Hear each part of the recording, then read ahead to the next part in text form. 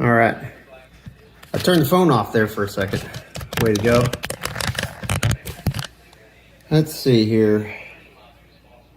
You can kind of zoom in on that. Get a good 10 foot view maybe. That looks cool. Yeah, so the idea is to build a resto mod, what I would consider a resto mod being a original paint, original parts, done with original NOS or original parts, meaning I want to do it's not really a downhill style, but it does have a longer extended front fork, and it's a triple tree like a dirt bike, and it'll have dirt bike bars. I've already sourced a few of those parts out, trying to figure out what the next step will be. It's hot in here. But that's the goal, and if I can make all of this work with the videos and life and family and kids and all the other things that keep us all busy, if I can still fit in some more bike stuff, which is a thorough passion of mine, probably why you're watching this is because it's yours too. Anyway, and to prove that, I'll show you my junk pile. Let's see, you can't see all my junk on the workbench. I don't have one of those super fancy. There's a bunch of stuff in there. We try to keep a bunch of parts on hand. You know, we're not super cool like some of the other big builders, but you know, we're doing what we do. We're doing it in the garage, doing it. It's like, there's that old saying, it's cheaper than booze, it's cheaper than hanging out in the bar. And a big shout out to Johnny True Torch. Thanks for the hat. This thing is killer. Also, big shout out to our other friends. We're all a big family because this is a small community of people that do what we do. And if we don't support each other, who will? So, Brad BMX Builds over here on the YouTube Wonderland. Go give them a follow. Check out his videos. He builds some phenomenal stuff. He builds them, you know, but he's not building them for you. Well, unless you buy one whenever he sells. But he builds some hands down top class, top level stuff. And we got another, I mean, there's a bunch of guys here in Texas. I'm in San Antonio. There's guys all over Austin, Houston, out in where A&M is. I forget the name of that town. Anyway, you got Fat Lip. He is out there. Go give him a shout. They just changed their name over, so they're dealing. You know, they were dealing with some bad stuff. I mean, you know, you've made it when people are trying to shut you down, trying to push you out.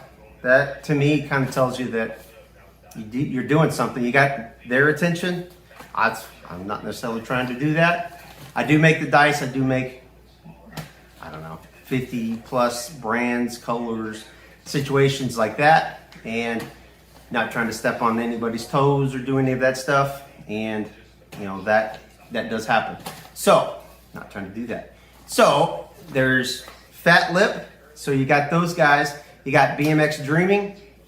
He's on fire right now. He's posting all the new videos and stuff. We just had our BMX roundup out in Austin. That was an incredible show. I had a bike in the show. I had about 5 bikes in the truck.